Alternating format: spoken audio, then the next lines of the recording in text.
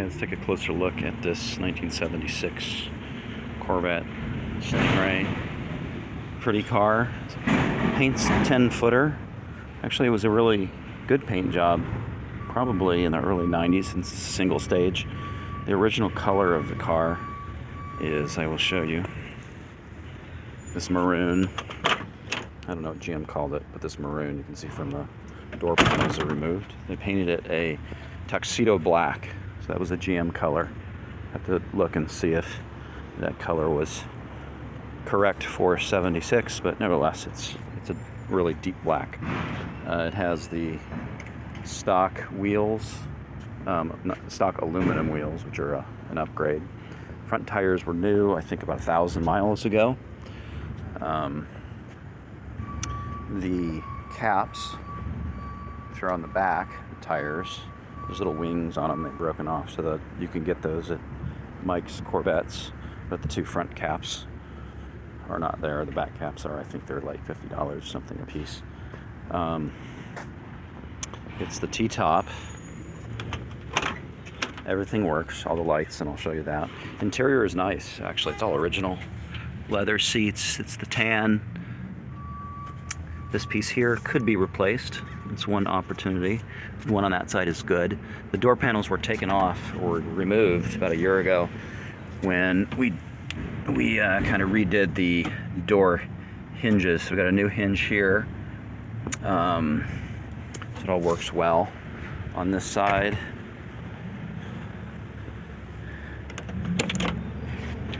you can see we have a new latch, aftermarket. I believe it was a new hinge. You can see some of the new linkage up there. So a good amount of money, like $1,000, went in parts and labor, went into just getting the doors to work like they should.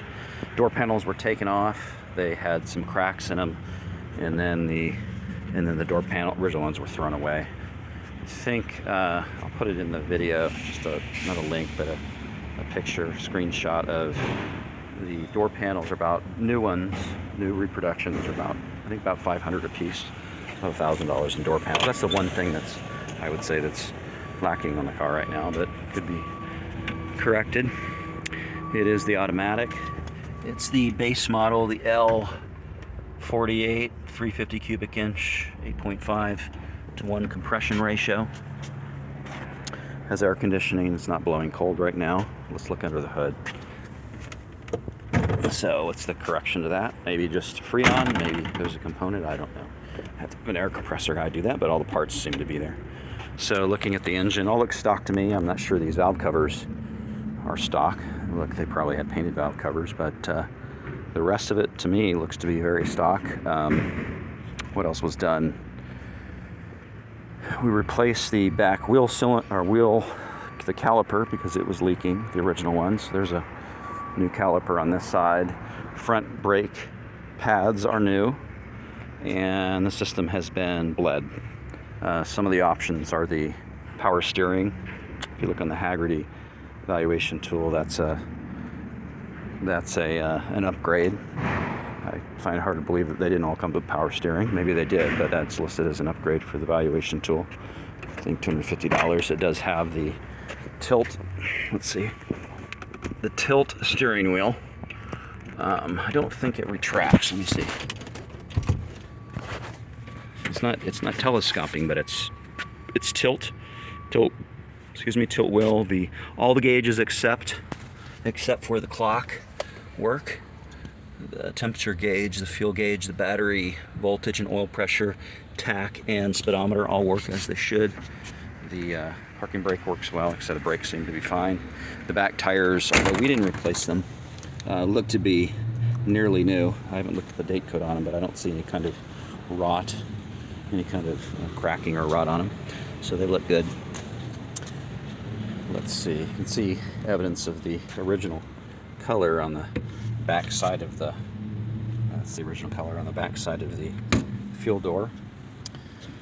Like I said, it's kind of a 10-footer. It looks great from 10 feet. You get closer, you'll see flaws in the paint. Probably the most notable, here's one, looks like at some point Some paint was blended here, and you see kind of a blend line. I might be able to take that out. Let's see. Drives really nice. Shifts nice. It's a 3-speed automatic, which is nice. You don't have to fool around with the manual and the clutch discs and everything that goes wrong with clutches. Maybe not as fun, but a lot calmer to drive, I would say. Windshield's good.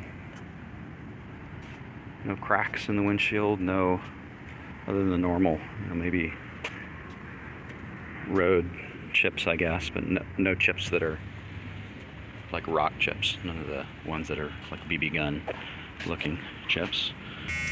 Do a warm start here. The engine is warm. Starts right up. Exhaust note sounds good. Alternator's working. Again, I'm sure you could find things to do on this if you're gonna drive it every day. There's always things to be done on a 45-year-old car. But the owner has been driving this every day for the last year and a half and not really done much to it, except the things that I mentioned. The odometer says 106. It says 6,624 miles. We're going to assume that's the original miles. I know it's original miles because I saw the when the owner bought it a year and a half or so ago.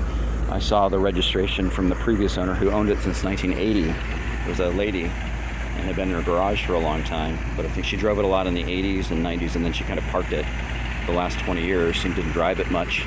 At 106,000 miles, and it seems to run very strong. Front's not bad. Not perfect, but not bad. Paint on the hood's very nice. Let me show you this one spot. So if you come and look at it, looks like when they painted it, there was probably some sort of sticker or something around that front edge. So you see some bubbling of the paint there. Obviously not rust because it's fiberglass body. Various small spots. For whatever reason, there's some little, so you can see it there, little bubble coming up there. So on this back quarter panel, there's like 3 spots where it's like bubbling, or 4 spots where it's bubbling for some reason. So that could be repainted. This back could be repainted if you're going to spend, $1,000, couple thousand. Have someone, I can do it, but or someone else, correct the paint. Maybe this back piece could be repainted. That back quarter panel. This is good. Just a little bit of chip repair here. And let's see. There's a spot here where the paint chip that could be repaired. So yeah, you could paint the entire thing or just correct it. I'd probably paint the entire hood just because it's hard to blend an area there. It's just easier just to sand the entire hood down and correct whatever's going on down there. Maybe there's a sticker underneath it or a different type of paint. That the paint, it's a single stage, which is interesting. So it probably was painted in the early 90s or 80s would be my guess. It's got the T-top, and you saw earlier some pictures of the T-top. Let's look at the seats again here. The seats don't have any rips in them. They're really incredibly nice. Actually, for 45, they're all soft. Not a single crack that I see anywhere in the seats. The dash all looks good. A couple little right in that corner. And then up here on this thing. And of course you can buy with Corvettes, you can buy any new piece aftermarket.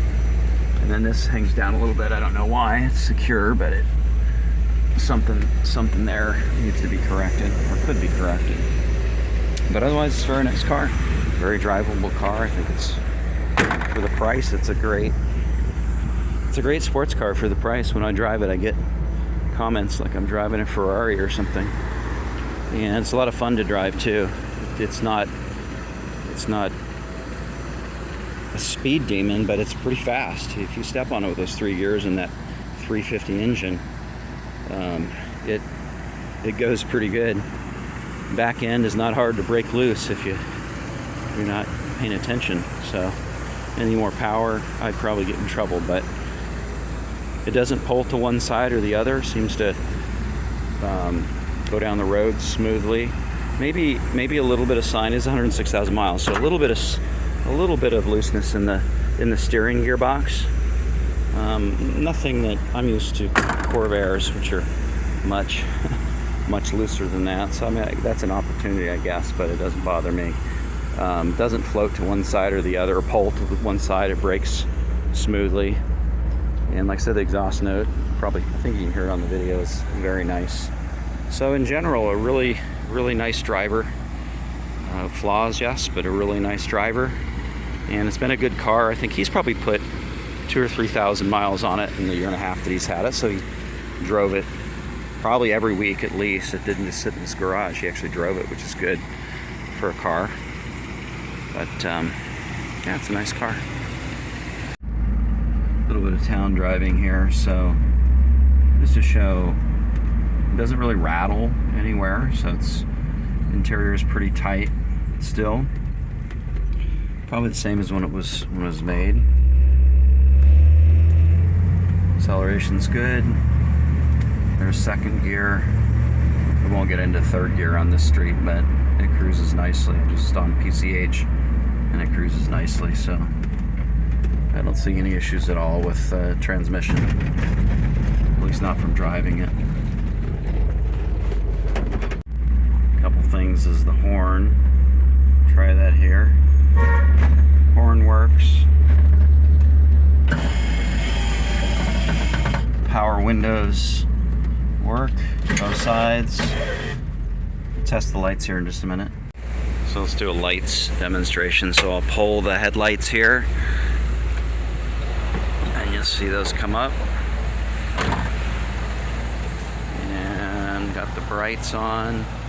Right now, we'll step on that old style foot dimmer switch right down here. And got the two lights. Okay. So they're operated by vacuum, so you gotta have the car on when you're doing it. So put those down, those shut. Let's do the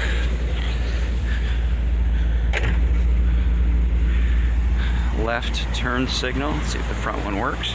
Yep, front one works. Let's do the right turn signal, and they cancel as well. There's the right. A little harder to do the brake lights, but I've seen them work before. In fact, I might have fixed those brake lights in the past. So all the lights are working, which is good. So everything works. Oh, by the way, it's a nice early 90s radio with the cassette player. Necessarily. That's not on there. No, agree. No. Set to KLOS, rock station appropriately. And let's check the wipers. Wipers work, both speeds. Slow, fast. Okay. So the radio is kind of a vintage, I guess you call 90s vintage now, but nice vintage radio. Let's look at the flashers. Turn signals inside. There's the right, there's the left. We tested the horn earlier, so everything seems to work in here. The lights for the door, the cabin lights, the door ajar. Let me shut the door a little harder. The door ajar light works. Okay, so that works. I haven't tested the warning lights, but I'll assume they work. So there's all the lights. So in summary, if you're looking for a perfect car, this is probably the wrong car, but if you're looking for a nice, badass car for not too much money, this is probably the right car.